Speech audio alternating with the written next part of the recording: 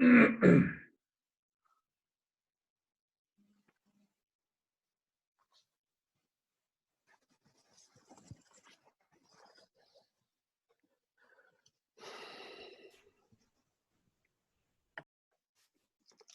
tal?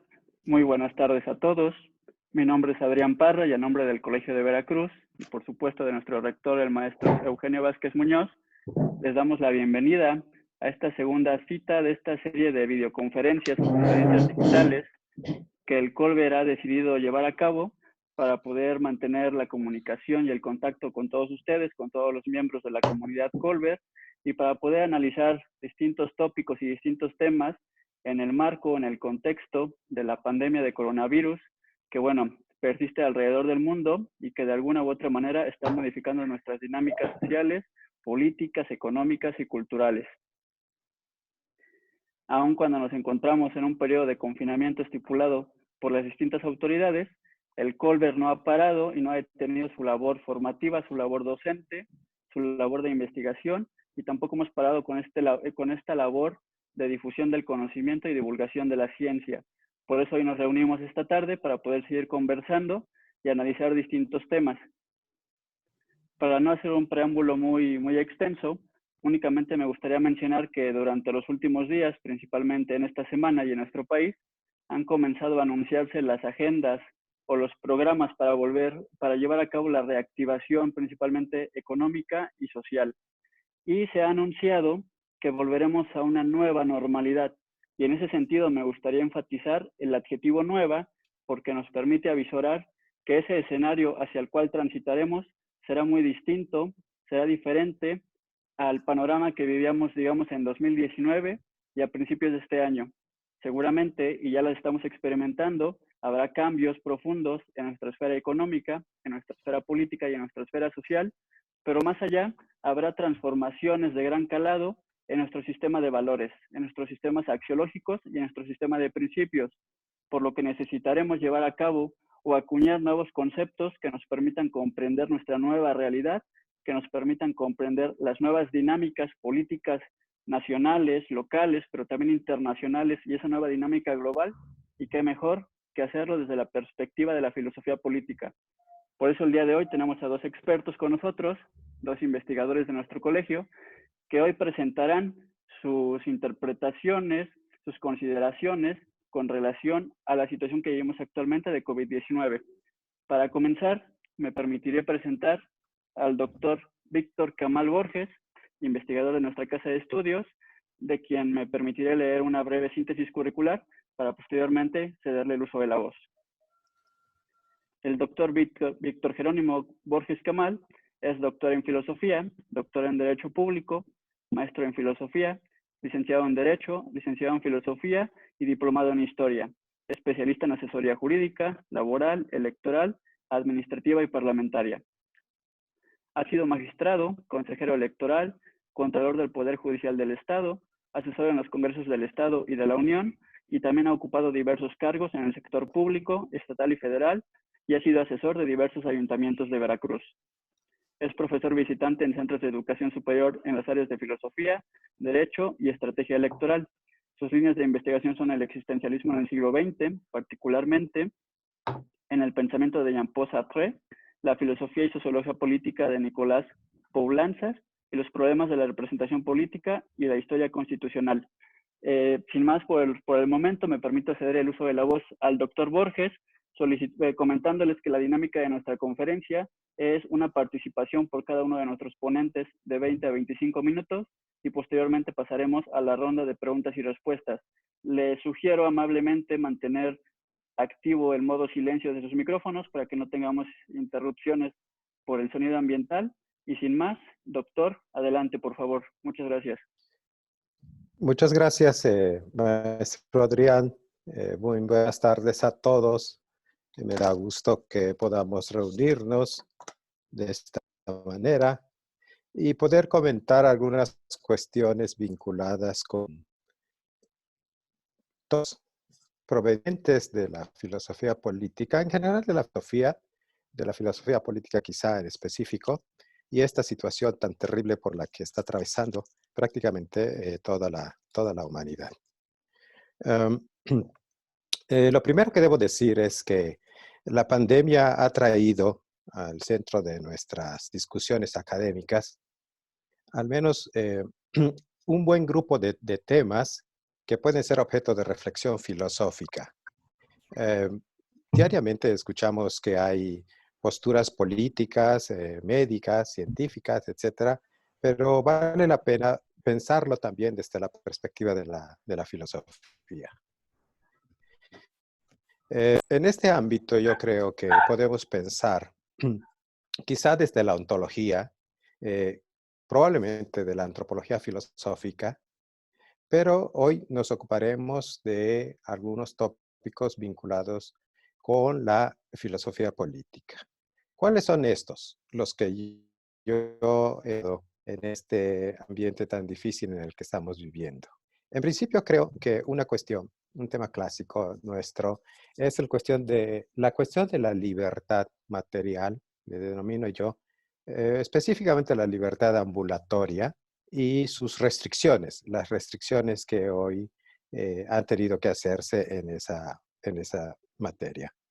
El segundo punto, y me parece fundamental, es el problema de la coordinación de las acciones humanas, que implica un modo de ejercer el poder político y desde luego la actividad, la presencia y la actividad del Estado. La tercera cuestión que me parece relevante es el cuidado de sí, el cuidado de sí del sujeto, y la posibilidad de la autorregulación, que voy a poner en tela de juicio, al menos en esta discusión que vamos a tener. Yo discrepo un poco en relación con algunas posturas que en lo general se han expresado, porque enfatizo la necesidad de partir de cualquier análisis desde la perspectiva filosófica del sujeto mismo, del individuo. Y obviamente, con este problema de la autorregulación, está presente el problema fundamental de la relación que mantiene el individuo con los otros, es decir, con la alteridad, todo aquello que no es uno mismo. En suma, que es posible hacer esta reflexión filosófica sobre la condición humana en general, creo, específicamente en este contexto de la pandemia por el COVID-19. Debo hacer algunas salvedades inicialmente antes de esbozar la tesis que quiero sostener, que utilizo el término condición humana y no naturaleza humana, porque el término naturaleza implica una suerte de determinismo que no comparto desde la perspectiva filosófica. Entonces prefiero el término condición humana, que precisamente está integrado por el ser, por el sujeto mismo como ser libre y por su realidad circundante. Lo mismo puede ser esto, la realidad material, que la alteridad, es decir, los otros sujetos semejantes a sí mismo, pero que no son él. El acercamiento que yo quiero hacer está vinculado con una pregunta que creo que nos estamos haciendo, que también hemos gestionado. Y cuando decimos hemos en este sentido, quiero tanto a los entes estatales, es decir, a los estados, formas políticas o jurídicas de organizaciones, y los mismos individuos o los grupos sociales que también, que tan correctamente, que tan exitosos hemos sido al gestionar esta situación crítica por la que atravesamos. Podríamos hablar entonces de gestión incorrecta, gestión insuficiente quizá, son términos que necesitan una mayor precisión para que podamos establecer algún campo común de discusión. Sin embargo, quisiera acercarme desde esta postura a algunos de estos temas que, insisto, son temas clásicos dentro de la filosofía política para poder abordar la tesis que quiero sostener.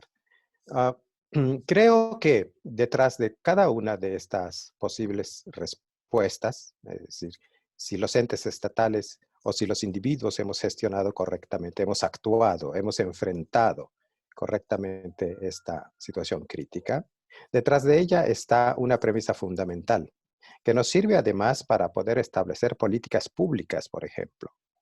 Para poder hacerlo, es decir, la respuesta que el Estado puede dar a situaciones de diverso tipo dentro de la normalidad o situaciones extraordinarias como las que estamos ahora atravesando, Siempre está la caracterización del sujeto a la que va dirigida la política pública, incluso porque son esos mismos sujetos en un papel distinto los que van a aplicarla. Entonces, la caracterización del individuo, la noción que nosotros tenemos del sujeto actuante es fundamental para la definición de la política pública.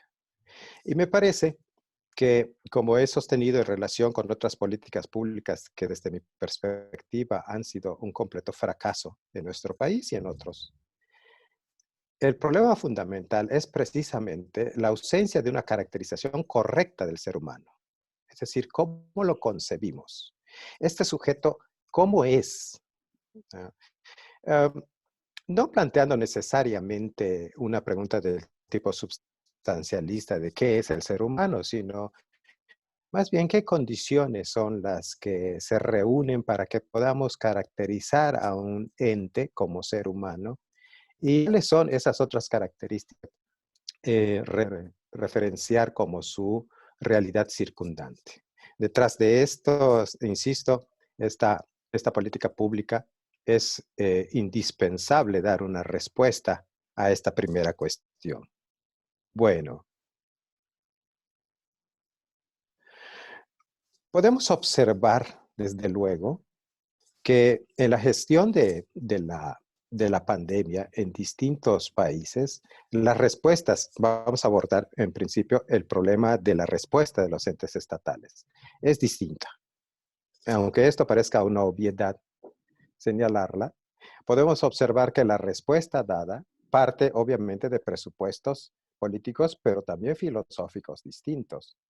Encontramos respuestas de parte de estados que podemos caracterizar como estados autoritarios o estados totalitarios como China, como Rusia, el propio Irán, o otros estados que tienen matices distintos caracterizados desde la perspectiva de si los podemos calificar con formas de gobierno democráticas que también han enfrentado la situación de distinta manera. El común denominador en todo caso que yo hallo son dos cuestiones. Una, estados mínimos. Es decir, no en cuanto a la presencia, por ejemplo, no podría decir que el estado chino es un estado mínimo, es un estado profundamente autoritario, sino es que totalitario. Por ejemplo, los estados europeos que han hecho la gestión también de la pandemia en cuestiones verdaderamente desastrosas, pensemos en Italia, pensemos en España, por ejemplo, son estados con formas de gobierno democráticas y, sin embargo, reducidos a la mínima participación. ¿En qué sentido? En el sentido de la previsión. Son estados que no tenían dentro de sus esquemas de gobierno, de actuación, de orientación social, algún tipo de previsión para enfrentar situaciones extraordinarias. Esto no significa que no estuvieran en sus órdenes jurídicos. En realidad, en todos los órdenes jurídicos conocidos hasta ahora, hay previsiones jurídicas para enfrentar situaciones extraordinarias como las que estamos realizando. Pero el hecho de pensar en estados mínimos nos ha hecho como calificar de incorrecta o de indeseable una mayor participación estatal en ciertos aspectos que están vinculados directamente con la noción, por ejemplo, de bien común. Es ahí donde el Estado sí debería tener una presencia cada vez mayor o cada vez más fortalecida institucionalmente hablando. Y esta es una parte de debilidad que yo encuentro, por ejemplo, en estos estados. ¿Han sido no exitosos? Pues es relativo decirlo, ¿no? Podemos ver casos como los de Corea del Sur quizá, de Alemania en algún otro grado. Aquí tenemos que adoptar una visión también filosófica de tipo gradualista para poder calificar y dar una evaluación hasta cierto punto correcta de la actuación de estos estados.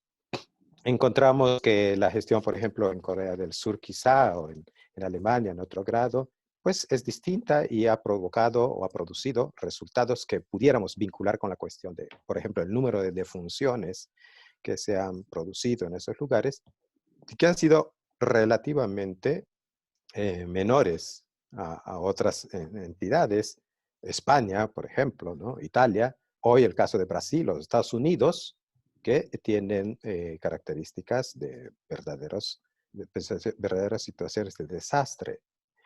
Nuestro país no lo incluyo porque nuestro país es un caso particular, como casi todo en la política mexicana, ¿no? No tenemos datos, es tal el diletantismo y la opacidad en nuestro país que no tenemos siquiera datos para poder emitir un juicio respecto de cómo va la gestión en nuestro Estado, el Estado como ente, como tal, ¿no? Bien, esa es una primera parte. Entonces encuentro de parte de los estados una falta de previsión y un estado mínimo, si no es que pudiera llegar como estado débiles en ese sentido, de previsión de situaciones extraordinarias que pudieron haber estado, que se reflejaba, por ejemplo, en falta de previsión en materia de sanidad, en falta de previsión en materia de investigación y desarrollo científico. La otra parte de la pregunta que he planteado tiene que ver con los individuos, es decir, ya no tanto las instituciones como los individuos mismos. ¿Cómo hemos respondido en tanto que seres humanos a esta situación extraordinaria que vivimos? Encontramos otro problema. Como seres humanos, hemos tenido una actitud también un poco diletante, si no es que de plano insuficiente. ¿Hay razones para poder explicar esto? Yo creo que sí. En el fondo, insisto, está la incorrecta caracterización del ser humano. La manera como hemos concebido el ser humano creo que no es la correcta. No hemos, por decirlo de alguna manera, establecido precisamente cuáles son los elementos que integran la condición humana. La primera de ellas, creo que no la podemos seguir soslayando, aunque no sea una cuestión que nos guste escuchar. Y es que, por ejemplo, el cuidado de sí que se requeriría en este momento preciso, que implica la preocupación por sobrevivir, la preocupación por mantener esta existencia de la que yo dispongo, implicaba obviamente la protección de los demás, la protección de los otros y considerar la alteridad en este doble aspecto que normalmente se nos presenta. El primer elemento es precisamente reconocer que el otro es necesario para mi existencia, pero se presenta con dos valores distintos en momentos distintos. Uno, como condición necesaria para que yo pueda presentarme como individuo, como proyecto. Y el segundo, obviamente, y no lo podemos soslayar ya más, es que se presenta como carga.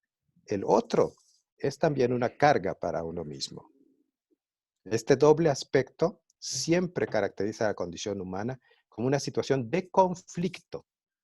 Un conflicto que podemos y que deseamos en todo caso resolver de alguna manera. De alguna manera resolvemos este conflicto perenne, podríamos decir, que se presenta para cada uno de nosotros sobre la manera como vamos a decidir convivir, vivir en una misma sociedad. Este elemento de presentación de conflictos está gravitando en términos generales en nuestra manera como hemos enfrentado la pandemia. Por ejemplo, yo he leído algunas cuestiones que tienen que ver con la violencia. La violencia no es una cuestión que sea accidental en la condición humana. Es al contrario uno de los elementos fundamentales. No es algo que se pueda desterrar. Es en todo caso algo que puede amortiguarse, disminuirse, etcétera. Porque la violencia surge precisamente de ese conflicto original que se da entre los seres humanos. La violencia significa que yo como sujeto he decidido resolver la cuestión del conflicto originario de cómo voy a vivir con la alteridad en términos excluyentes. Lo que quiero significar con la violencia o con mi actuar violento es que yo quiero, para imponer mi proyecto, suprimir al otro. Entonces, en algunos ambientes donde ya no está presente la mediación de un tercero, como puede ser, por ejemplo, la entidad estatal, que es el ámbito intrafamiliar, no es nada sorprendente que los actos de violencia hayan aumentado. Pero no es algo que tuviera que sorprendernos, es que no hemos sido conscientes de que eso está siempre presente y de que una manera de exacerbar es precisamente esa posibilidad de convivencia permanente en ciertos espacios de los que no podemos con facilidad evadirnos como hacemos cotidiana y normalmente. Esto muestra, por otro lado, que no hay tal distanciamiento social. Hay en todo caso una lejanía material que supimos, por ejemplo, ahora con esta conferencia, en donde de una manera estamos presentes uno y el otro, aunque las distancias ni siquiera puedo imaginar que hay entre mí y el doctor Escobar, pero no hay un distanciamiento social, al contrario, ¿no? Bien, estas caracterizaciones finalmente son, son cuestiones que gravitan en la manera como hemos respondido. Una manera de hacerlo es precisamente el abandono de esta noción del cuidado de sí. Hemos encontrado de manera reiterada conductas que para algunos son inexplicables porque no tienen que ver con la cuestión de la formación académica o de la educación formal que podamos haber recibido. Es simplemente que nuestra concepción de ser humano es distinta. Gente que teniendo una gran preparación académica o profesional, etcétera, no cree, por ejemplo, en la existencia del virus. Si no cree en la existencia del virus, por supuesto, tampoco aceptará las medidas que se nos han dicho por algunas personas que suponemos que son expertas en la materia, pueden ayudar a mitigar los efectos de la pandemia.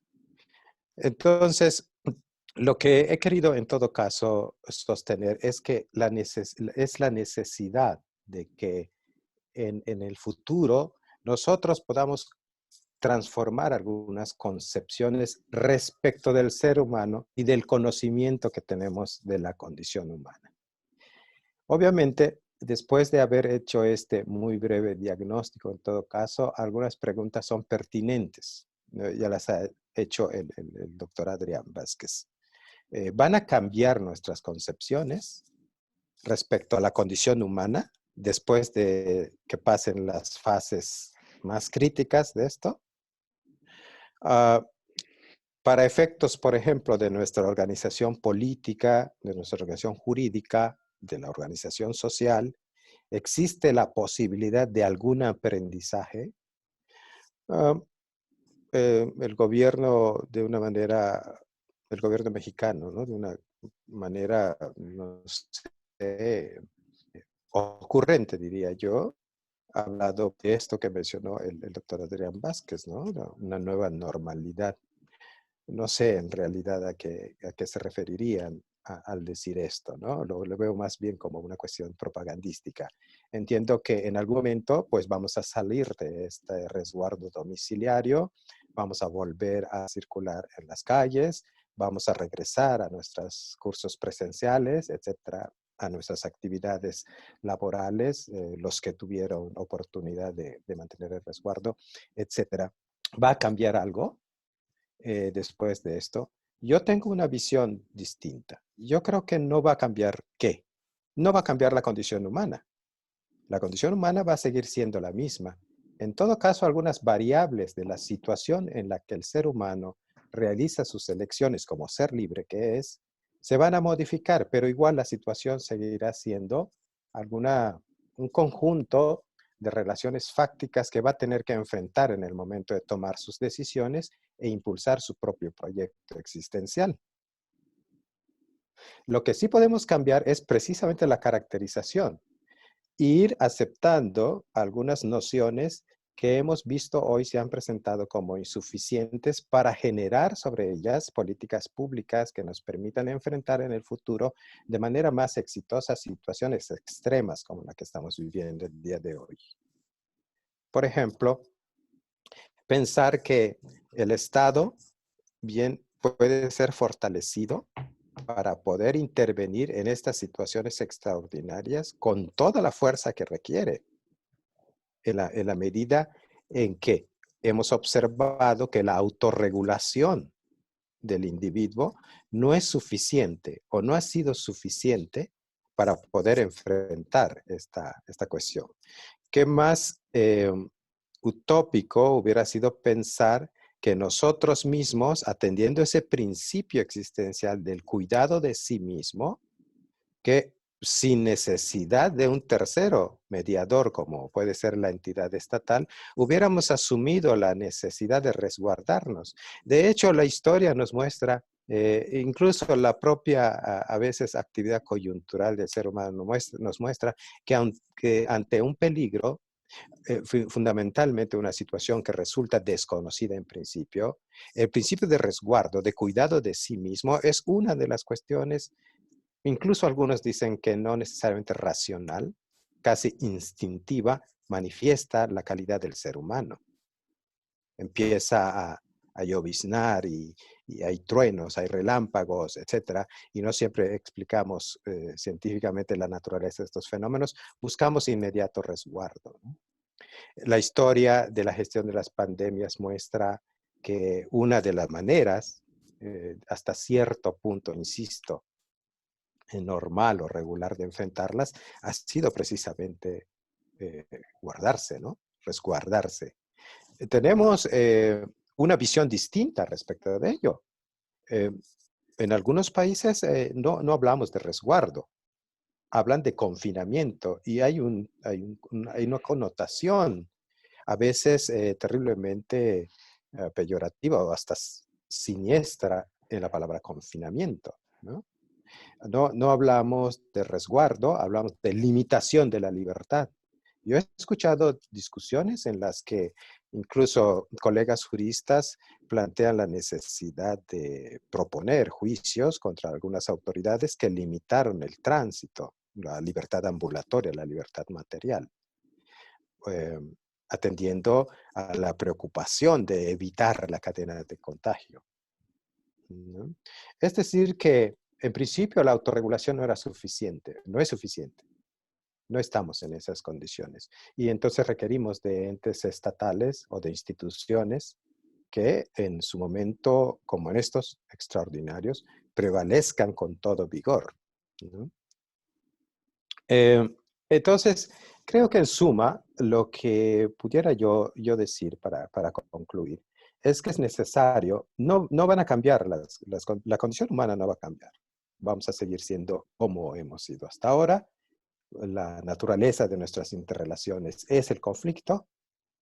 La búsqueda de amortiguar este conflicto interpersonal siempre va a ser como un desideratum de nuestra parte.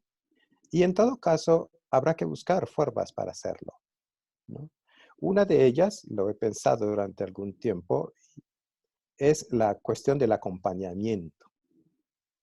Es decir, no es que yo pueda superar este conflicto que tengo con la alteridad, con el otro, que se nos presenta, insisto, como necesario y a su vez como, de alguna manera, adversario, en la medida en que los proyectos personales o individuales suelen ser en ocasiones coincidentes, pero la mayoría de las veces contradictorios.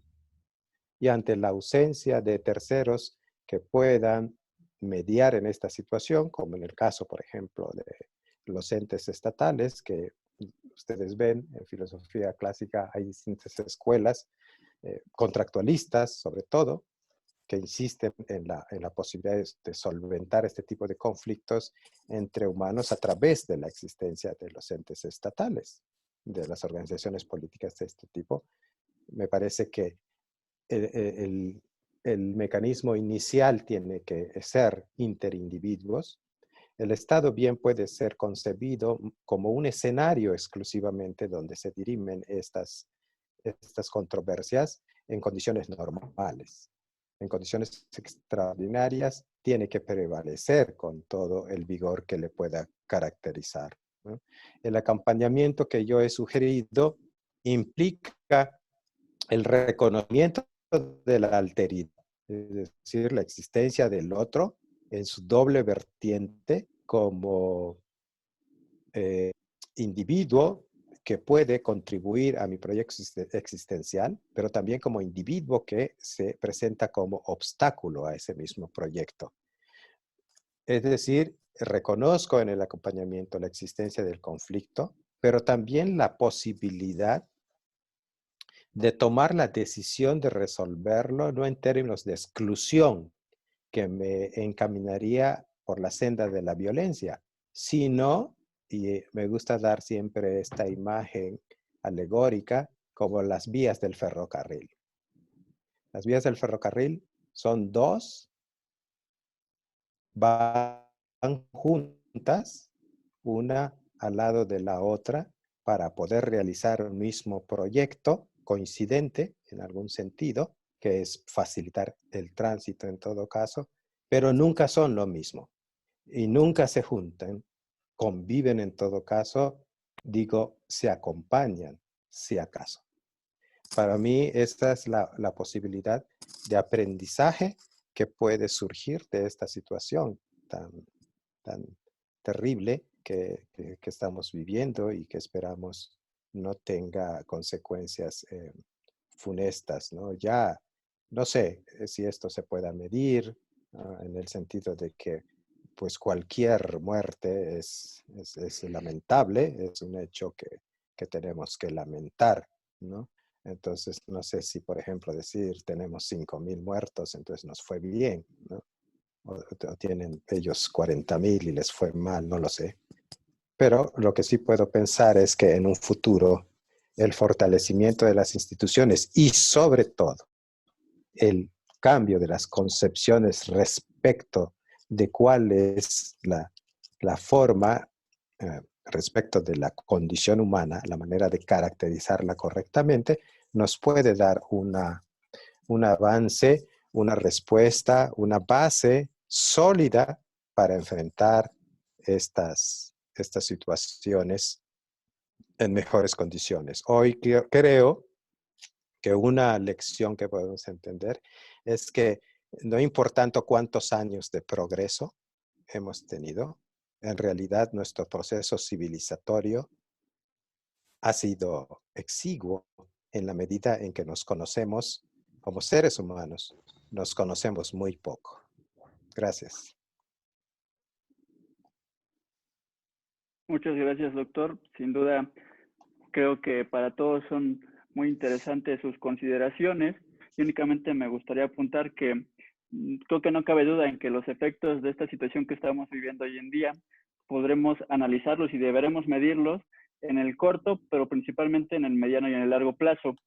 Y además me gustaría apuntar, como bien dice usted, que uno de los aspectos que estarán puestos a prueba será la naturaleza humana y esa capacidad de adaptación o de cambio que deberá presentar.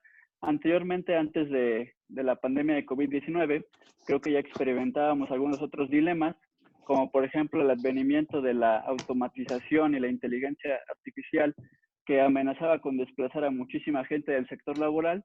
Creo que ese es un dilema que ahora, sumado al de COVID-19, también pondrán a prueba la condición humana y nos demostrarán en el corto, mediano y largo plazo nuestra capacidad de adaptación y, como bien lo indica usted, nuestra capacidad de convivir con la alteridad, con el otro, con quienes nos rodean, en términos que suponemos deberían ser benéficos para la construcción social y para generar nuevos ecosistemas de desarrollo humano que nos permitan, entre otras cosas, alcanzar movilidad social, alcanzar bienestar y alcanzar desarrollo. Me parece bastante interesante su aportación, doctor. Muchísimas gracias a nombre de nuestra institución. Y bueno, pues sin más, cederé el uso de la voz al doctor Gerardo Escobar Galindo, de quien también me permitiré leer una breve reseña curricular para poder cederle el uso de la voz. El doctor Gerardo Escobar Galindo es licenciado en Ciencia Política y Administración Pública, con especialidad en Ciencia Política por la Universidad Nacional Autónoma de México. Es maestro en Ciencia Política por la misma institución, con estudios complementarios en la Universidad de Santiago de Compostela en España, y es doctor en Estudios Políticos y Sociales por la Facultad de Ciencias Políticas y Sociales de la UNAM. Se desempeña en el ámbito de la docencia y la investigación desde 1997 y ha colaborado en instituciones como la UNAM, la Escuela Nacional de Trabajo Social y el Sistema de Preparatorias incorporado a la UNAM, y en la Universidad del Claustro de Sor Juana. Y bueno, para gusto de todos, es profesor investigador de nuestra casa de estudios y miembro del Sistema Nacional de Investigadores. Entre sus obras de autoría individual se encuentra La genealogía de la política, El arte de la política en el Renacimiento y la cultura elitista en las ideas nacionalistas. Sin más, gracias, doctor. Adelante. En las ideologías nacionalistas, el libro último. Porque sí, las ideas como que quita el sentido un poco. Gracias, maestro Adrián. Mira, el tema que tenemos que revisar el día de hoy es muy amplio y puede tener también muchas aristas, porque evidentemente en todos los órdenes de la vida social está alterando y está cambiando las cosas. Evidentemente tiene que ver con lo médico, exclusivamente, primariamente con la parte biológica de los seres humanos, pero también tiene amplias implicaciones económicas, sociales, religiosas, hasta en lo religioso puede verse también ahí un análisis de esto. Y bueno, hoy tenemos que analizar la parte sobre todo de filosófico-política. No tengo yo, ya lo hará la Academia la Academia de Administración Pública, la parte que tiene que ver más con el gobierno, con las medidas del gobierno, si lo han hecho bien, si lo han hecho mal. En realidad, a mí me interesa más reflexionar desde el punto de vista de la filosofía política, cómo podemos entender un fenómeno como este, ¿no? Y cómo podemos también asimilarlo a futuro para nuevos eventos que pudieran venir derivados de situaciones similares, ¿no? El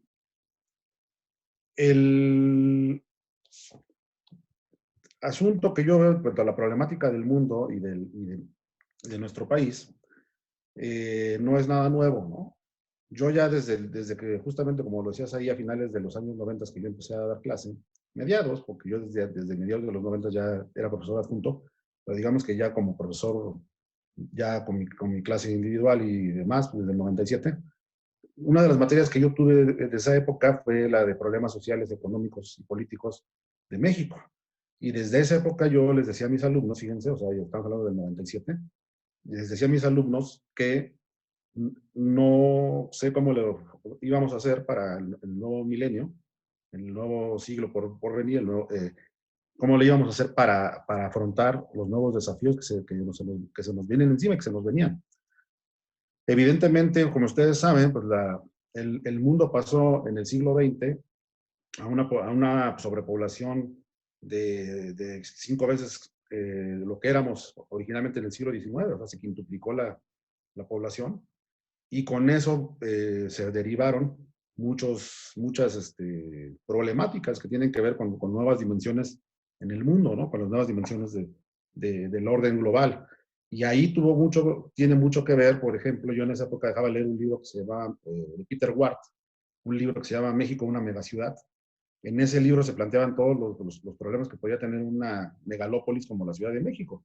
No hay que olvidar que la Ciudad de México, desde prácticamente mediados, principios de los años 80 para acá, ya es la megalópolis que es, ¿no? O sea, que sigue siendo.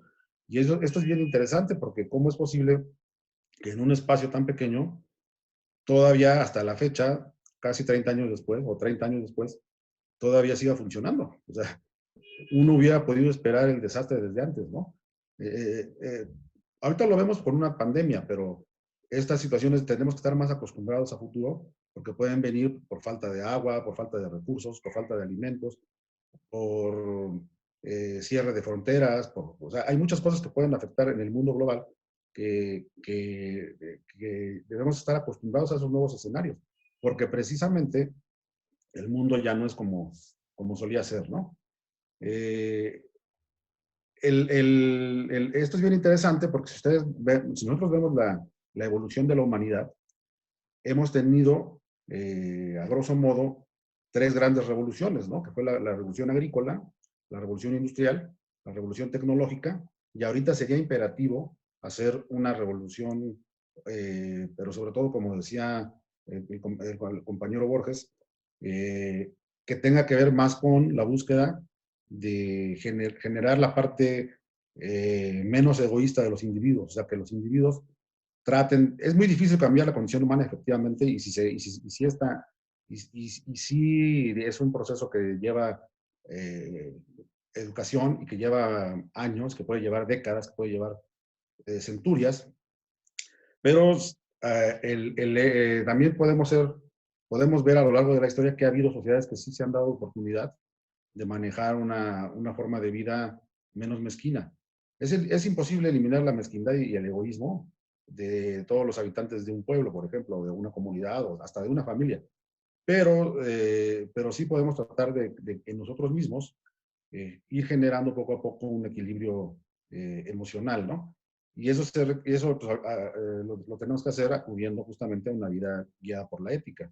La política, obviamente, pues también, si no va regulada por su contraparte, no contraparte, su complemento, con su complemento que es la ética, pues evidentemente va a terminar siendo un remedio precisamente de la política, ¿no?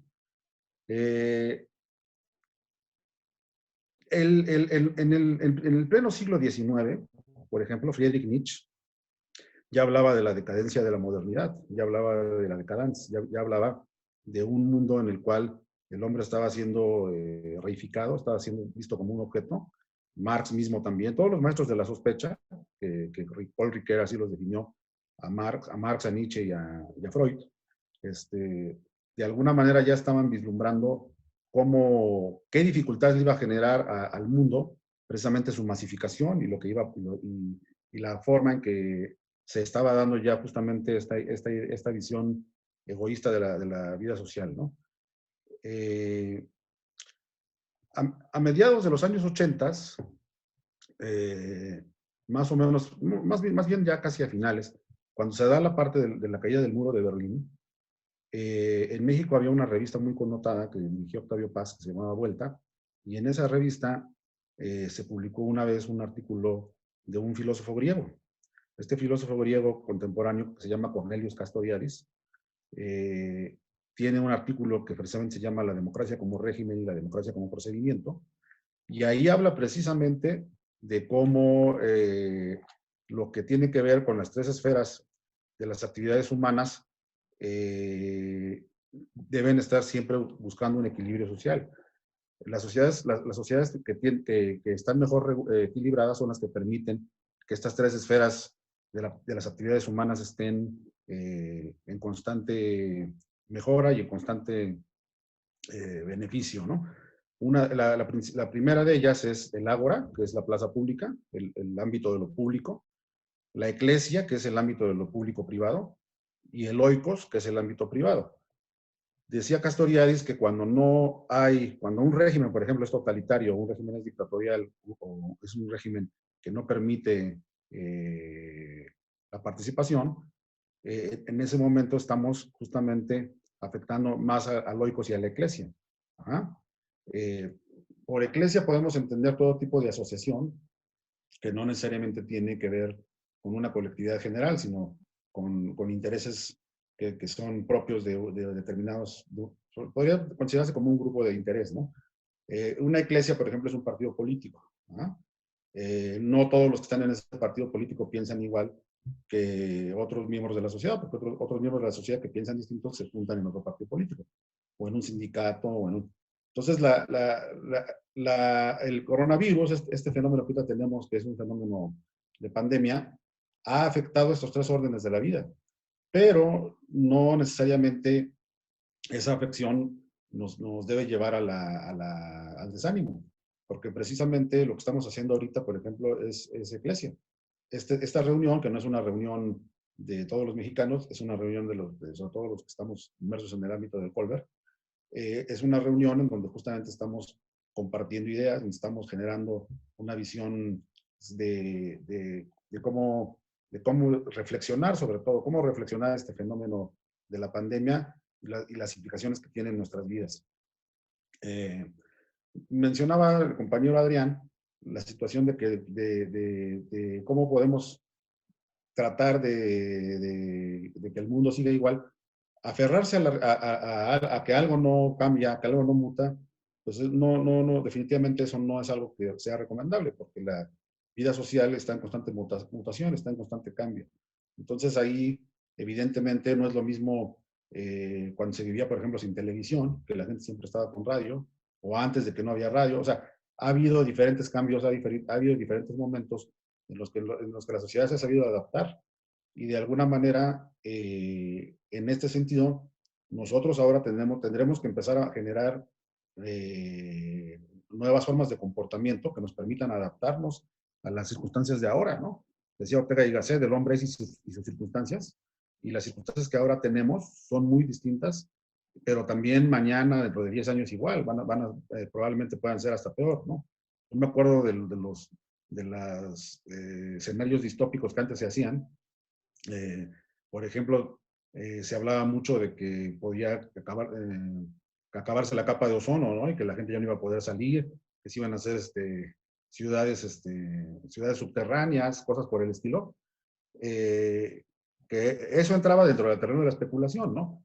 Pero no estamos exentos de que efectivamente algo así pudiera ocurrir, ¿no? A futuro. O sea, no estamos exentos que, por ejemplo, ahora la afectación que está teniendo la economía a partir de que se están buscando nuevas formas de generación de energía, ¿no? Que en ese sentido, por ejemplo, el petróleo ya es algo, los usos de los hidrocarburos ya es algo que está rezagado, que ya no necesariamente tiene que tomarse como la única opción, ¿no? de desarrollo económico de una nación. Pues definitivamente es algo a lo cual nosotros tendremos que adaptarnos, tendremos que llevar a cabo esa búsqueda, ¿no? De no aferrarnos a las costumbres. Es cierto que los hombres o las personas, no es correcto decir las personas para incluir toda la cuestión del género, las personas nos aferramos a nuestras costumbres. Decía Etienne de Lavoisier, es más fácil acostumbrarte a servir que a tomar decisiones, ¿no? Que a gobernar. Entonces, en ese sentido, pues evidentemente estas costumbres no van a cambiar de la noche a la mañana, pero sí a la larga se van a tener que modificar. Tengo otro punto que es el tema de la educación, ¿no? La educación va a ser muy importante precisamente en este ámbito para generar un nuevo comportamiento de los individuos, ¿no?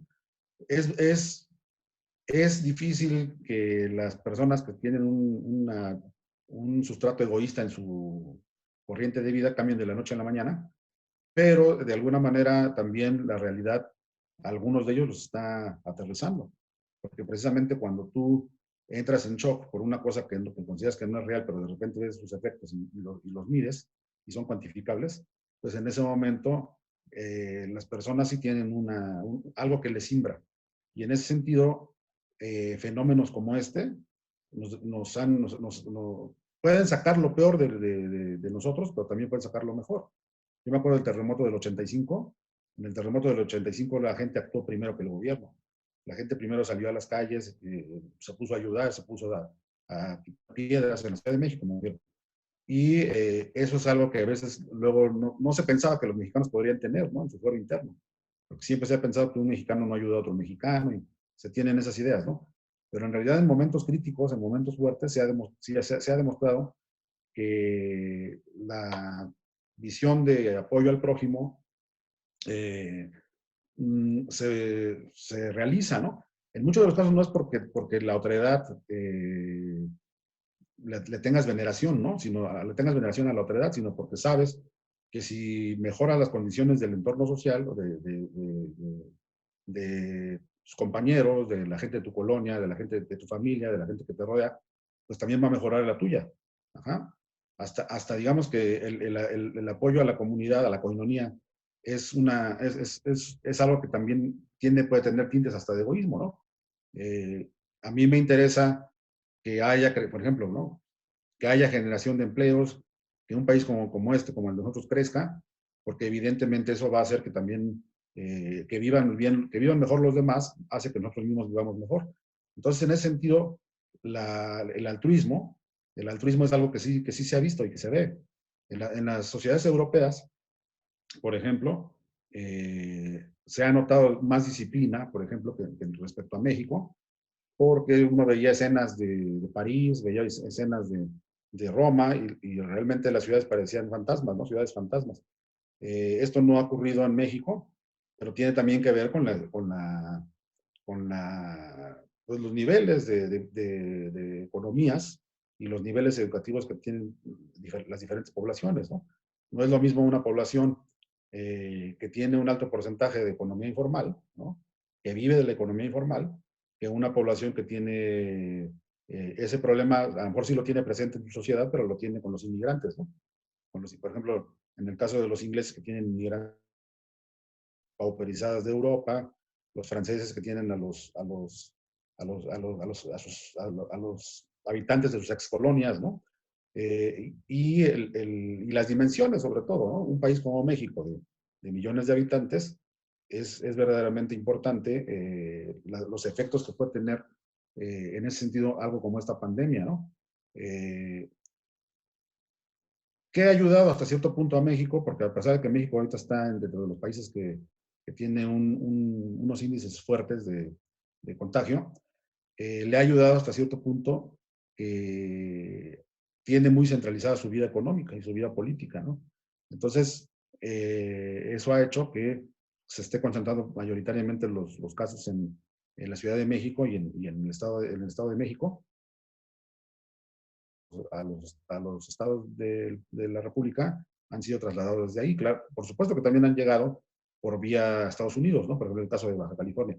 A lo que me refiero son problemáticas distintas, son cosas que cuentan mucho para ver el grado de solidaridad o no que puede tener una sociedad para hacer caso, por ejemplo, al confinamiento.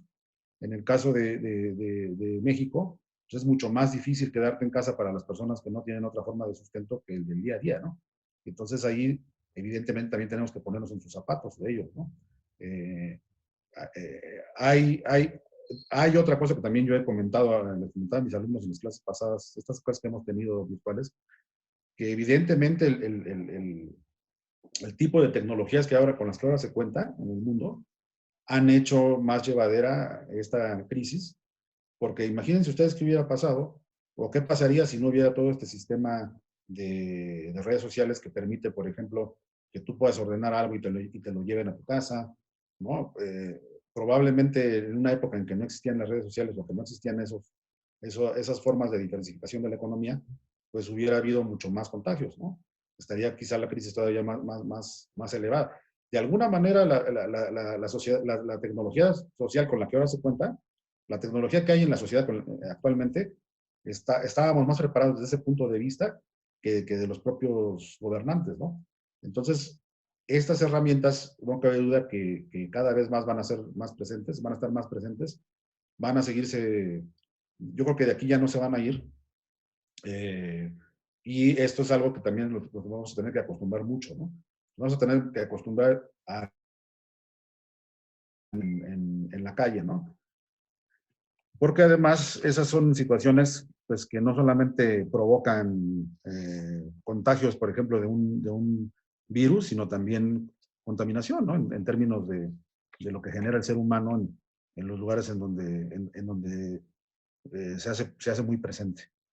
Bueno, ya nada más para concluir, me gustaría rescatar una investigación que yo hice en su tiempo sobre una filósofa española que se llama María Zambrano, y rescatar de ella un concepto que acuñó en un libro que se llama Persona y Democracia. Y ella acuña, ya lo había mencionado creo que ahorita hace ratito, el término persona. El ser persona va más allá del individuo llano, ¿no? El ser persona es el que piensa en el otro y el que también entiende que sobre todo lo que más determina la vida, más que lo que te digan o lo que te manden otras personas, es tu voluntad, tus acciones volitivas. Por eso también lo decíamos hace rato, ¿no? Lo decía hace rato el compañero Borges. No vamos a cambiar hasta que realmente tengamos, los que no tienen, por ejemplo, la voluntad de confinarse o la voluntad de cambiar, por ejemplo, sus estilos de vida ¿A quién está afectando ahorita más la pandemia? Está afectando más a las personas que tienen diabetes, que tienen hipertensión. Yo, por ejemplo, probablemente si me enfermara, pues, estaría en riesgo por cierta obesidad que tengo, pero eso es consecuencia de ese físico y ese estar como está uno, es consecuencia de actos que se van tomando en la vida y que a veces tienen que ver con falta de voluntad, ¿no?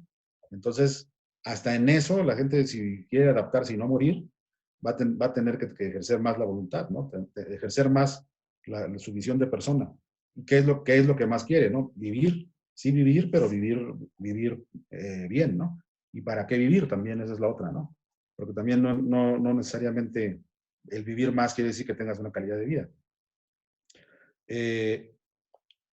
En ese sentido, María Zambrano, y ya con esto concluyo, sí vislumbra la idea de que el hombre no debe verse como un resultado de un destino supremo o de una visión suprema, ¿no? Sino que el hombre es destino mismo.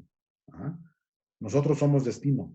Que aquí retoma la idea nietzscheana de la voluntad de poder, ¿no? Nosotros somos destino y en ese sentido nosotros asumimos qué queremos o cómo queremos vivir, ¿no? La forma en que nosotros vivamos va a determinar cómo se van a comportar o cómo van a ser nuestras sociedades, ¿no? Las sociedades son un reflejo, un producto de los individuos. Y entonces, el mundo que queramos construir necesariamente tiene que ver tiene que empezarse con una construcción del individuo. O sea, el individuo tiene que replantearse muchas cosas, el individuo tiene que educarse más allá de que la mezquindad y muchas cosas, el egoísmo y muchas cosas no se pueden eliminar necesariamente del carácter de las personas, porque todos tenemos algo de eso. O sea, decía Aristóteles que hay que buscar las virtudes, sí, todos deberíamos tender a buscar las virtudes, pero también no debemos de quitarnos de la cabeza que también somos seres falibles y que también tenemos vicios y defectos. Lo que pasa es que hay que tratar de que sean los menos posibles, ¿no? Hay que tratar de que los vicios y los defectos sean menores, y eso no se va a lograr si no hay educación, si no nos vamos nosotros mismos ejerciendo una capacidad de cambio. Necesitamos esa capacidad de cambio y necesitamos evidentemente acudir más a esa revolución ética, ¿no? Que es lo que yo mencionaba, ¿no? La revolución ética es justamente el que no nada más en momentos de coyuntura nos salga el altruismo o nos salga la visión de ayuda al prójimo, sino que estemos en constante ejecución de ello, ¿no? Que estemos, o sea, por ejemplo, ¿en qué lo puedo yo, les puedo dar un ejemplo así concreto, real? Pues que a los alumnos se les dé lo más que podamos nosotros como profesores, que no nos quedemos nada en el tintero, que los alumnos también igual lo que aprenden de cosas positivas lo transmitan a futuro a quienes ellos formen o a sus propias familias. Y esas cosas son las que sí cuentan, ¿no? Tan cuentan que efectivamente ha habido momentos de las sociedades que han sido excelsos, ¿no? Con todo y que, por ejemplo, en el Renacimiento, que se hace mucho apología de esa época, con todo y que hubo un Savonarola o que hubo un papa como Alejandro VI y su contraparte, su enemigo, ¿no? Giuliano de la Rovere. Con todo y eso sí fue una época en donde la humanidad se abrió a un horizonte nuevo y el cambio de marcha de mente fue positivo, fue tan positivo que permitió pues generar todos esos sincretismos que se dieron en esa época, ¿no? Y así podemos encontrar en otras épocas de la humanidad que eventos como estos generan cambios que llevan la pueden llevar a un mejor puerto a la humanidad, ¿no? Se comparaba esto, por ejemplo, a lo de una guerra, ¿no? La vez pasada nos hablaban de un escenario muy parecido al de la Primera Guerra Mundial, como el que hay ahorita. Esas analogías son muy interesantes y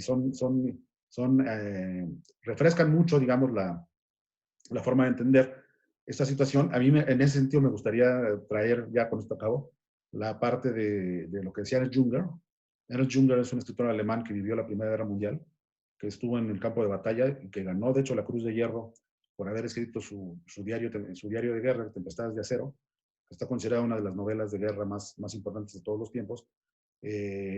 Decía, él llegó a acuñar un término muy interesante en términos de cuál es la diferencia en términos de guerra entre la modernidad y la época anterior, la época del siglo XIX, bueno, más bien la época contemporánea y la etapa previa, pues que ahora ya es una movilización total.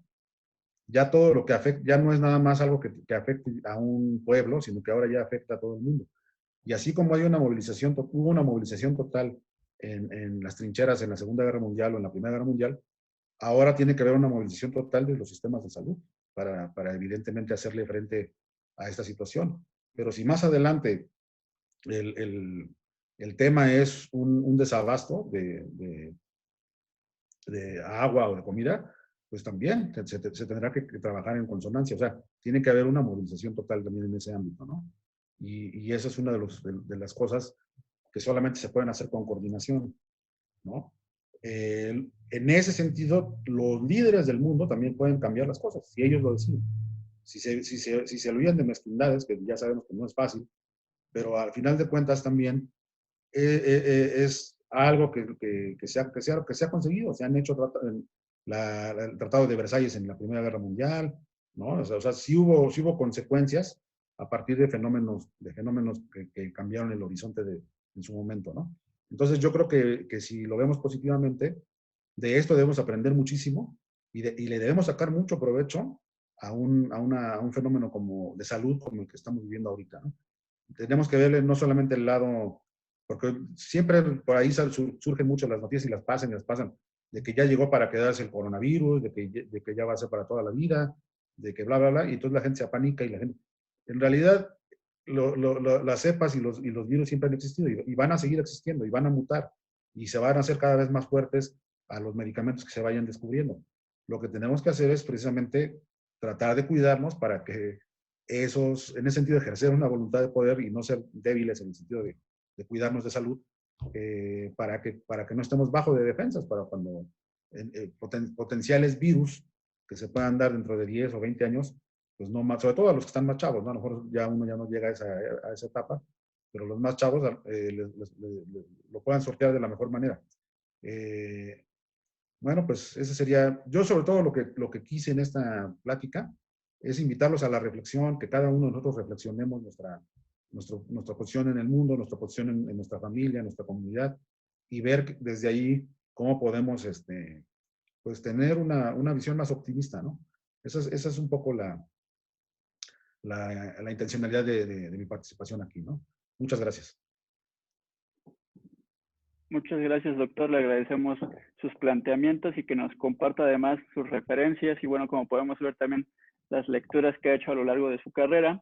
Y sin duda me gustaría apuntar que, como mencionamos en un principio, esta situación nos va a llevar a modificar o a acuñar nuevos conceptos, y creo que también debería mencionar a eliminar o a la necesidad de eliminar ciertos conceptos, y uno de esos conceptos que deberíamos eliminar, aun cuando hay resistencias internas, de hecho, es el de la mezquindad, y deberíamos, por otro lado, tratar de fortalecer conceptos, o tal vez podríamos generar un nuevo concepto como el altruismo global, que nos permita construir un mejor entorno social, un mejor entorno familiar, para aspirar a lo que usted menciona, a esa nueva revolución ética que acompaña a la revolución agrícola, industrial y tecnológica, que nos permita dar un salto a todos como seres humanos hacia un nuevo estadio de mejora para todos.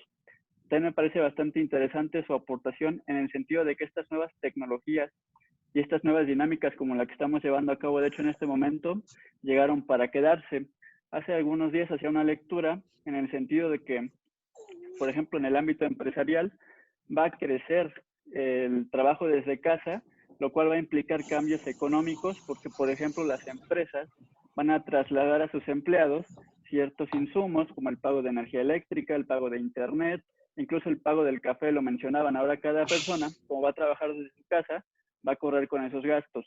Entonces, sin duda, estas nuevas dinámicas, esta nueva forma de interacción llegó para quedarse, fortalecer, ya venían creciendo, pero a raíz de la situación que vivimos actualmente se van a incrementar, y en ese sentido creo que hay un campo de análisis muy grande para los politólogos. Creo que muchos de los compañeros que se han sumado a esta conferencia han estudiado ciencia política o están en ese proceso, pero además también para los filósofos, para los sociólogos, hay una gran beta de oportunidad, hay un gran campo de estudio en este fenómeno que vivimos hoy en día y que sin lugar a dudas va a transformar nuestra realidad social y a un nivel muy importante. Va a ser una transformación de gran calado. Y pues bueno, me agradezco la participación de ambos, del doctor Kamal y del doctor Gerardo Escobar. Sin duda, participaciones muy aleccionadoras para todos. Y bueno, me gustaría ceder o dar paso a una ronda de preguntas y respuestas. Y para quienes tengan la intención o la inquietud de plantear una pregunta a ambos ponentes o a uno en particular, bueno, queda abierto el espacio. Pueden anotarlas aquí en el área de chat o pueden plantearlas y alzamos la voz para que podamos. Es preferible por el área de chat, por favor.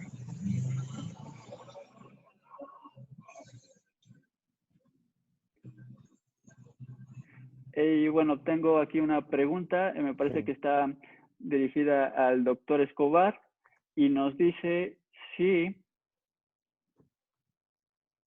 la tecnología moderna que se mencionó durante su ponencia ayudará a modificar o a transformar la condición humana, algo de lo que también nos hablaba el doctor Borges.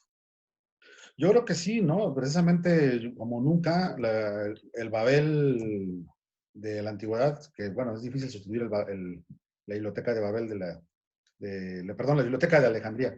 La biblioteca de Alejandría de la antigüedad está disponible, ¿no? Ya ahora, como nunca, todos los chavos, todos los estudiantes pueden tener acceso a libros que en mi época, cuando yo estudiaba, pues tenías que ser, si no rico, pues tenías que estar en un mecenazgo o de plano irte a vivir a las bibliotecas para estar ahí, porque no te hacían préstamos a domicilio de algunos libros y leer, ¿no?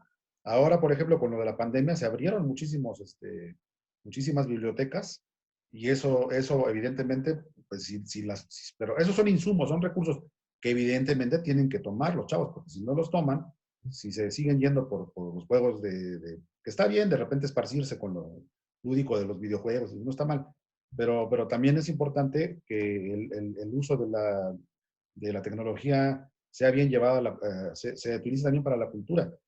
Y yo, por ejemplo, unas cosas que he lamentado mucho es que cuando se empezaron a vender, por ejemplo, las paraestatales, las televisoras, ¿no? Y ahora los nuevos canales que se abrieron, en lugar de que la competencia de Televisa hubiera pensado en hacer una televisión de calidad y competitiva tipo BBC de Londres, no, pues optaron por hacer la misma basofia, la misma basura de televisión de siempre, y es lo mismo que están haciendo ahorita los Vázquez Raña con su canal el que tienen ahorita, ¿cómo se llama?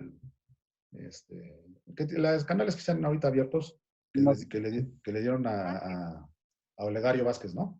De Grupo Imagen. De Grupo Imagen, que son de la OM, de la Organización Editorial Mexicana. Se pueden hacer maravillas con la tecnología, todo está en que haya voluntad por parte de quienes generan los contenidos y por parte de quienes los consumen, ¿no? Entonces, no se trata de que tampoco los chavos se la pasen leyendo 4 o 5 horas diarias, pero sí por lo menos a que estén más atentos a eso, porque también igual no solamente son los libros, hay cualquier cantidad en YouTube, por ejemplo, hay cualquier cantidad de documentales, hay cualquier cantidad de elementos que nos pueden ayudar mucho a entender a nuestras sociedades, ¿no? Entonces, sí, la tecnología puede tener muchísima repercusión en mejorar la calidad ética de las personas, por supuesto que sí. Ok, muchas gracias, doctor, por su respuesta. Tenemos otra pregunta para el doctor Borges, de parte de Eli Romano, de la licenciatura en Ciencia Política, y le gustaría saber si usted considera, doctor, que hubiera sido posible que la sociedad mexicana haya decidido, sin la intervención de un tercero, resguardarse por sí sola. No, yo creo que no. Lo que podemos observar, por ejemplo, en el caso mexicano, es que hubo respuestas tardías y disímbolas de parte de las distintas instancias gubernamentales. El gobierno federal, que en todo caso tenía las atribuciones constitucionales para enfrentar esta pandemia de manera unificada, intervino tardíamente. No lo ha hecho de manera unificada y lo ha hecho con mensajes en ocasiones inconsistentes. Por mencionar algo, Teníamos a un subsecretario que establecía ciertas directrices de tipo sanitaria, de tipo médico, y por otro lado teníamos al jefe del Ejecutivo aconsejando otro tipo de situación, de actuación, en el momento en el que ya estaba decretada prácticamente la situación de la existencia de la pandemia en nuestro país. Y por otro lado observamos fundamentalmente gobiernos estatales, gobiernos locales, estatales y municipales, tratando de orientar sus propias dinámicas. No observé grupos sociales, en el sentido, por ejemplo, de pensar en organizaciones no gubernamentales, de estas que normalmente operan ante diversos fenómenos, impulsar alguna iniciativa. Más bien observé eso, o observo todavía eso, que son sectores, digamos, pero que provienen de la entidad estatal, fundamentalmente con competencia local y municipal, los que impulsaron algunas dinámicas. Pero de parte de la sociedad yo creo que fue en términos minoritarios, yo diría excesivamente minoritarios, los que voluntariamente, aduciendo un poco esto que he mencionado, el cuidado de sí, pensando, ¿verdad?, que puede uno ser vulnerable por la edad, por ejemplo, en mi caso, o por alguna afección previa, y convertirse en un ente vulnerable, y aún teniendo la posibilidad de resguardarse, lo haya hecho voluntariamente. Yo creo que fue un sector minoritario. Lo que sí observo es que aún la mediación, en este caso, como le he denominado, que es precisamente la actividad estatal para orientar, digamos, en general, una actuación colectiva, ha sido tardía y disímbola, contradictoria y parcial, ¿no? Entonces, sí, respondiendo directamente a lo que pregunta Eli, desde luego me parece que ha sido minoritaria la actuación, o fue minoritaria la iniciativa propiamente hablando, vamos a llamarle así, ciudadana, en términos muy amplios, de adentrarse en una dinámica de resguardo, ¿no? Muchas gracias, doctor. Tenemos otra pregunta para el doctor Escobar de Cristian López Calderón, un alumno egresado de nuestra casa de estudios, y él pregunta si la desigualdad social y económica es insostenible en términos de futuras crisis, si es un problema de modelo económico o el Estado debe intervenir. Híjole, condenado Cristian, se ve que me quieres poner ahí a parir chayotes. Pues es que es muy difícil determinar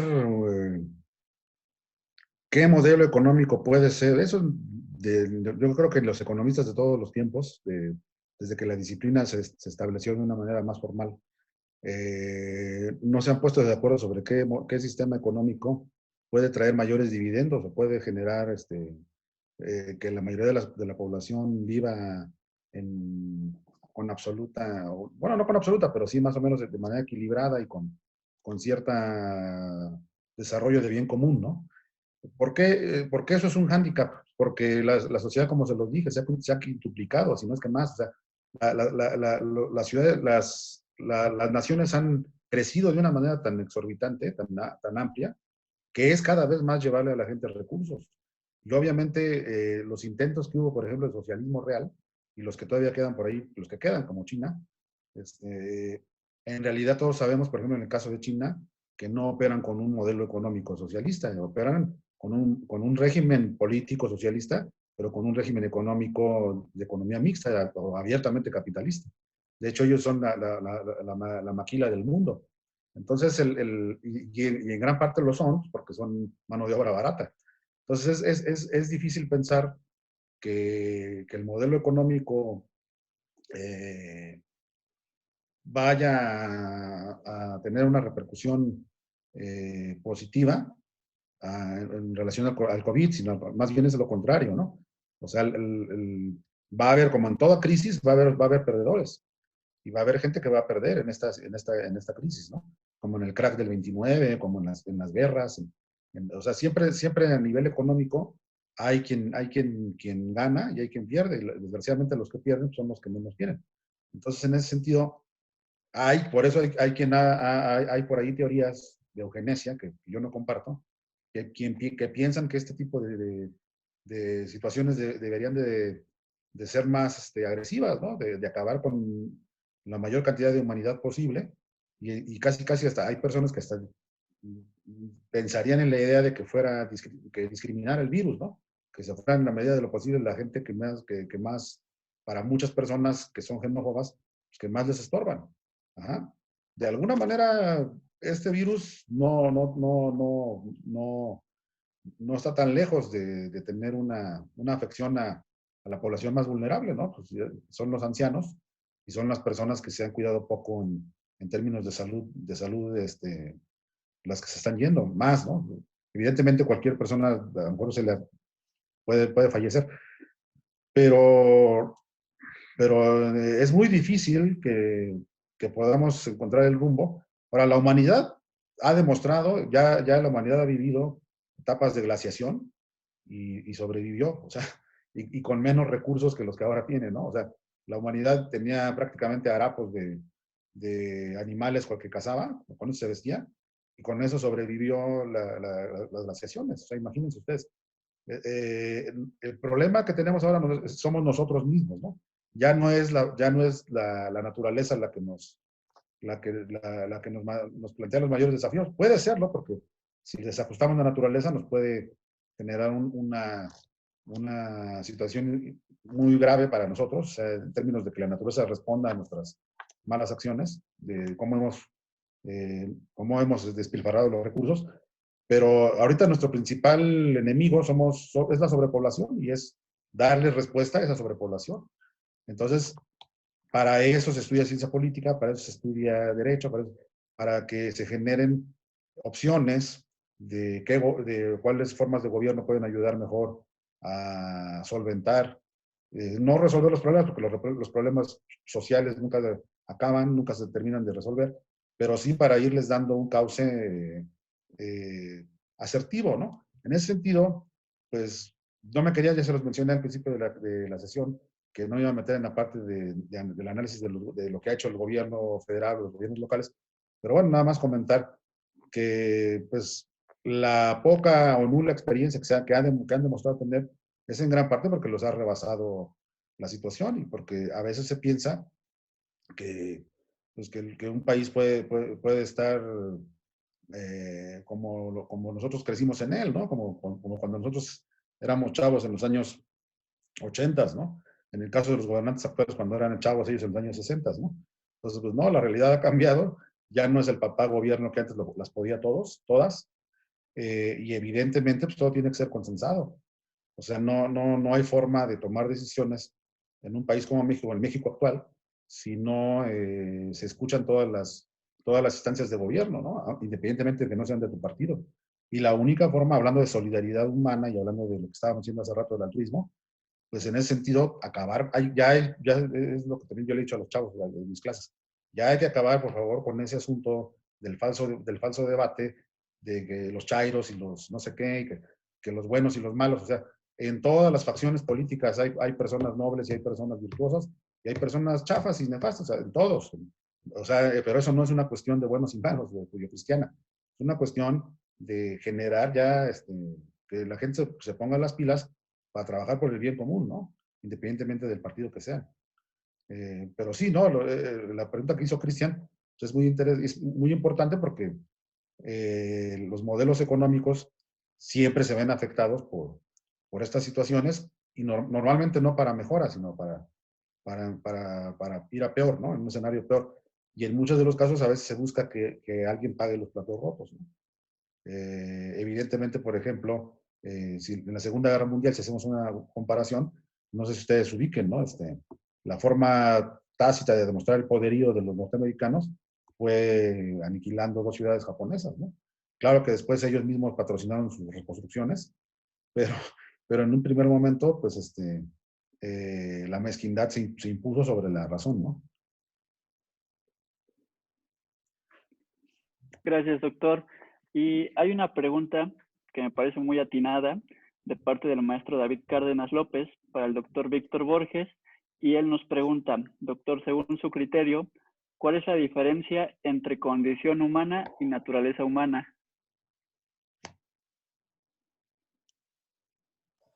Sí, lo comentaré. Es una noción que yo considero es fundamental dentro de ciertas corrientes filosóficas comprometidas con la idea del ser humano como un ser libre. Si el ser humano es un ser libre, no podemos hablar, propiamente dicho, de una naturaleza humana, en el sentido de que haya un modelo o un conjunto de elementos que determinen, tiene que ver con esta cuestión, el determinismo, que vaya a desarrollarse el ser humano en determinado sentido y solamente en ese. En algunos trozos literarios o en algunas expresiones de tipo literaria, hablamos, por ejemplo, del destino. El destino implicaría que hay un proceso por desarrollar simplemente, como si estuviésemos viendo una película. Vamos a ver la película y esa va a ser la misma siempre. Entonces, en ese sentido, es que opondría la noción de naturaleza humana, que implicaría una suerte de determinismo, a la noción de condición humana, que implica que el ser humano es libre, pero en una situación determinada. Es decir, en una situación particular. El ser humano siempre realiza elecciones, pero no es una libertad abstracta, no es una libertad de indiferencia, es una libertad que opera sobre un objeto siempre. Es decir, dada cierta circunstancia, nosotros tenemos la posibilidad de concebir una línea de acción o una línea existencial distinta a esa, opuesta de hecho, ¿no? Somos una peculiar, tenemos una peculiar manera de existir que nos permite introducir negaciones dentro de la esfera del ser, ¿no? Por eso es que utilizo la noción de condición humana, porque esto implica la libertad y la situación en la cual el ser humano elige. No es que tenga un destino por cumplir o una situación determinada, aún, por ejemplo, teniendo la condición de ser una conciencia encarnada, es decir, hay situaciones en nuestro organismo que están claramente determinadas, pero aún en esas circunstancias mantiene ese espacio de libertad. Aprovecharía la oportunidad también para referirme a la pregunta de Carla, que pregunta en relación con la cuestión del cuidado de sí. Está un poco más adelante su pregunta, estaba yo pensando en ello precisamente, si esto implicaba, como utiliza la frase ella, pasar por encima de los demás. No, de hecho, el cuidado de sí implica la aceptación del otro. La concepción que yo sostengo es que, como lo mencioné inicialmente, el ser humano es posible que pueda distinguirse dentro de la esfera del ser precisamente porque existen los otros.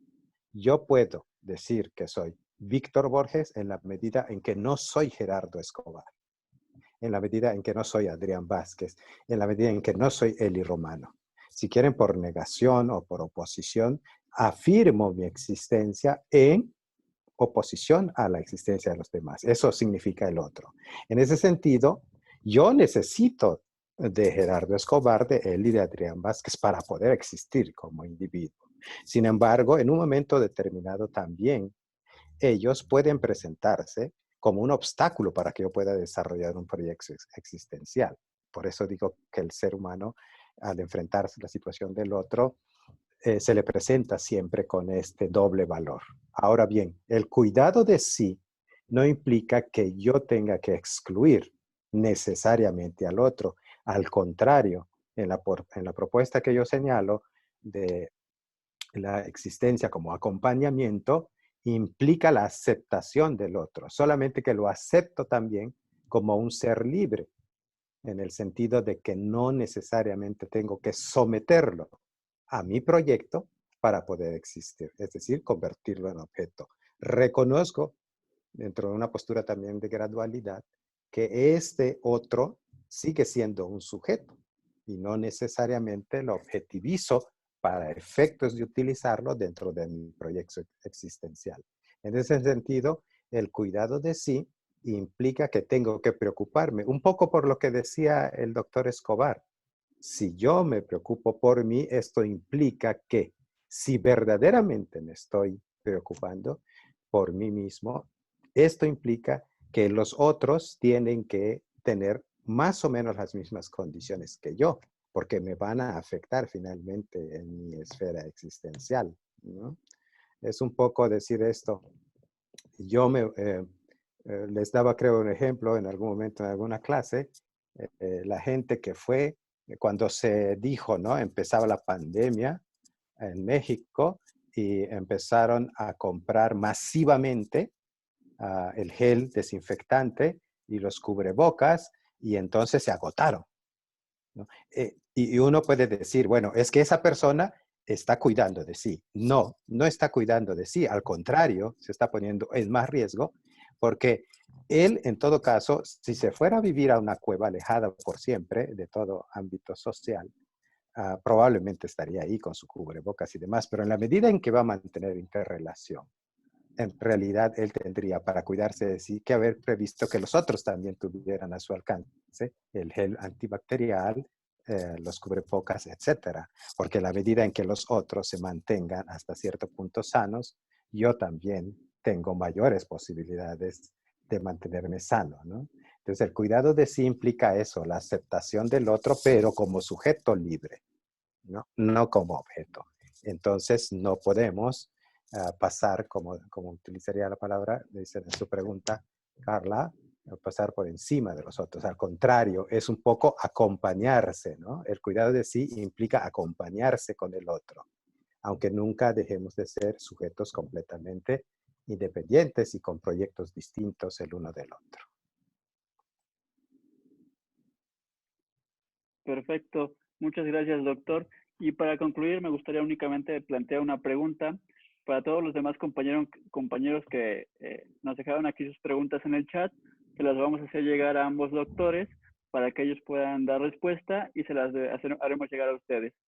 Únicamente me gustaría preguntar a ambos, o si alguno de los dos gusta responder, si con esta pandemia, es una pregunta, perdón, de Indira Pascual Montiel, si con esta pandemia es posible revertir la tendencia que se había presentado desde hace algún tiempo, donde se estaba dando fuerza a gobiernos de corte nacionalista como Estados Unidos o Brasil, o incluso en Europa como a Polonia y Reino Unido.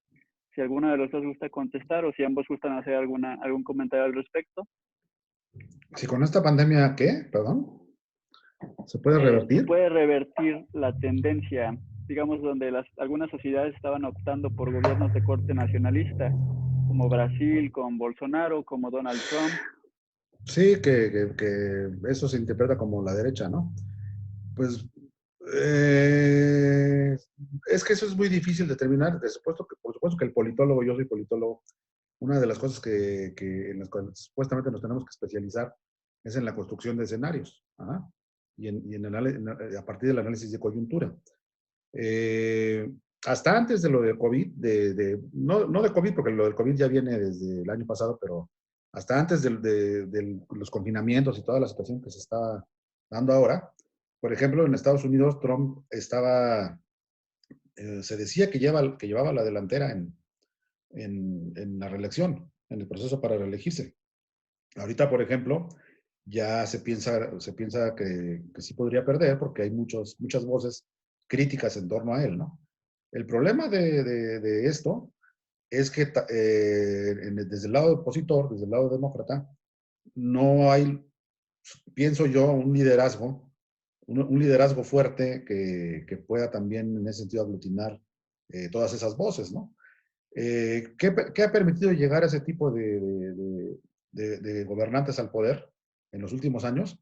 Pues precisamente la escasez de liderazgos. Esto ya lo veíamos vislumbrando desde principios de la década pasada, de los años 10 de este siglo. Incluso el Colbert llegó a organizar no sé si algunos alumnos que estuvieron en esas épocas, se llegó a organizar un encuentro internacional sobre liderazgos, ¿no? Sobre lo que es el liderazgo, sobre todo en América Latina.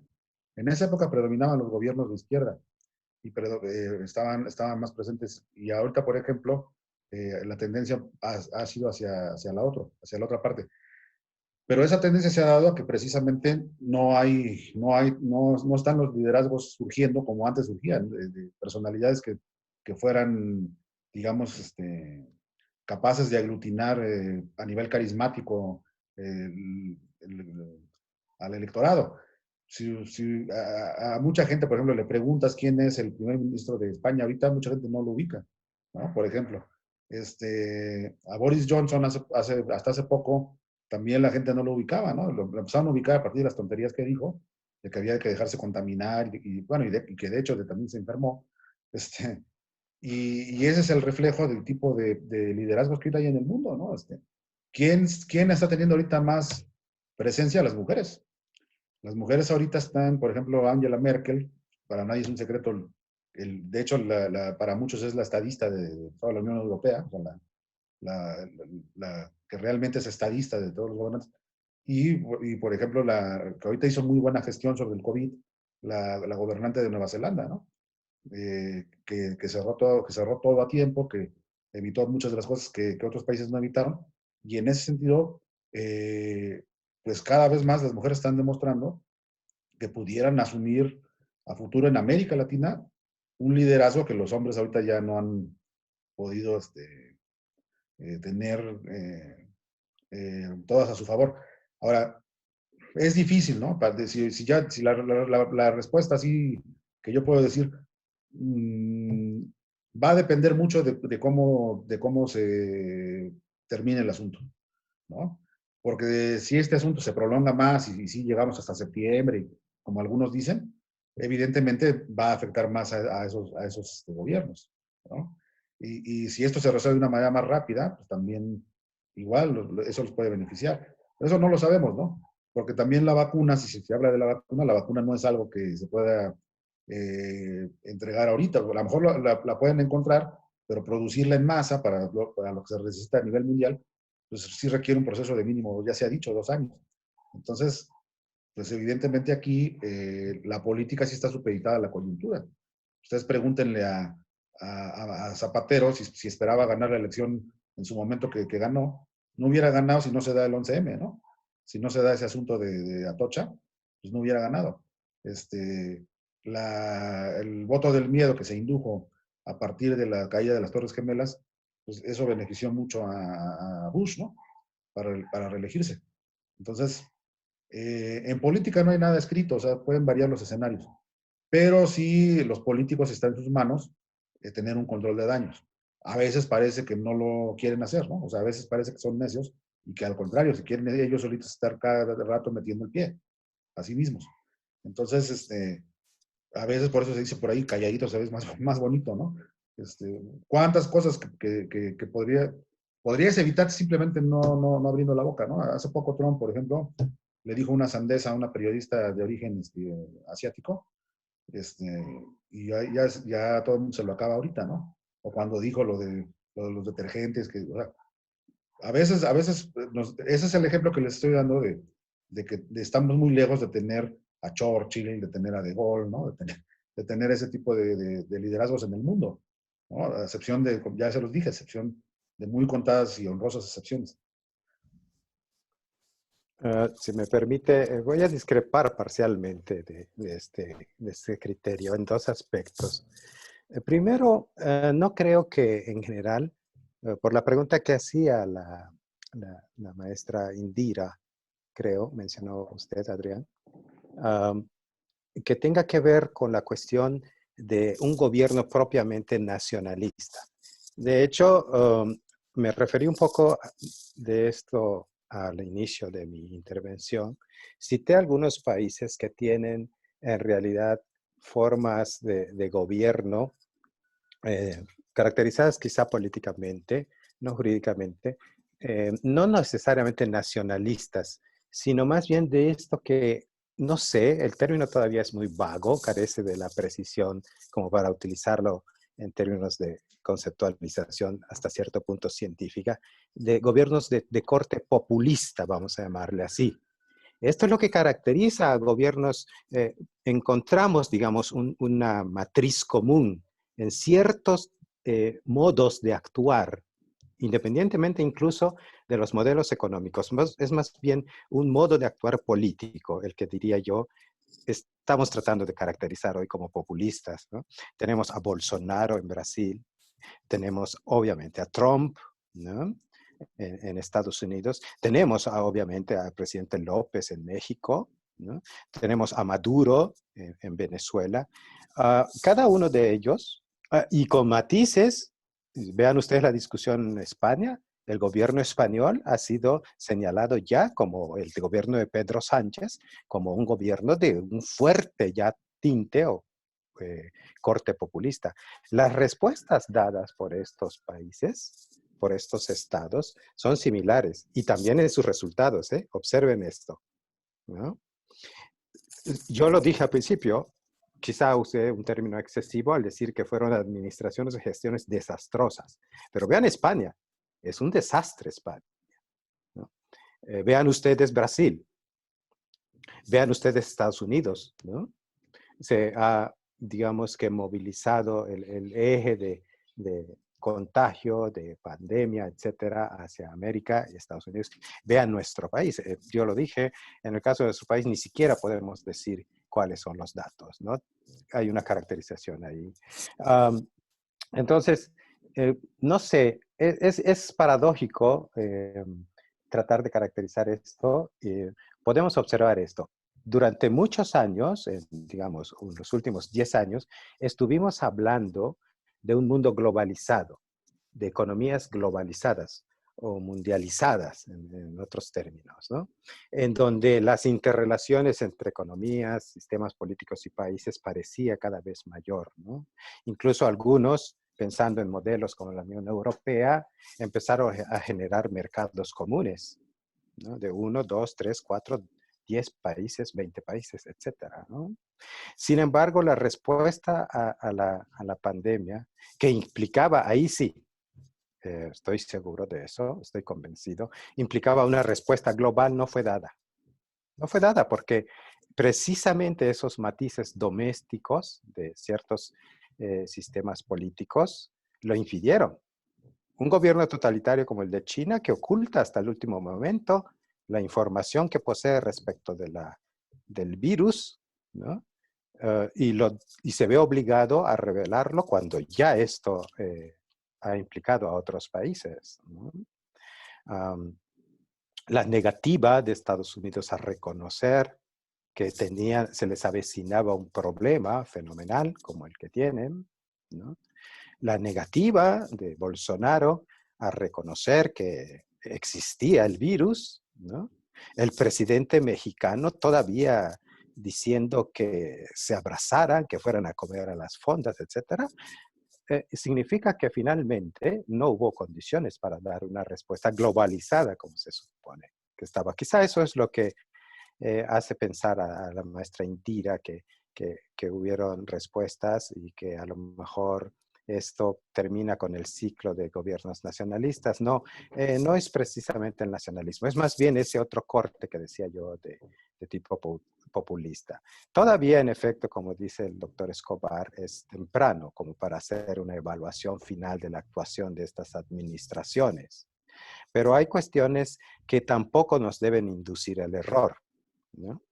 Por ejemplo, el asunto de comparar las gestiones de los distintos países, obviamente tiene que hacerse en su momento de manera muy responsable, incluyendo todas las variables posibles que distinguen precisamente a los entes estatales uno de otro.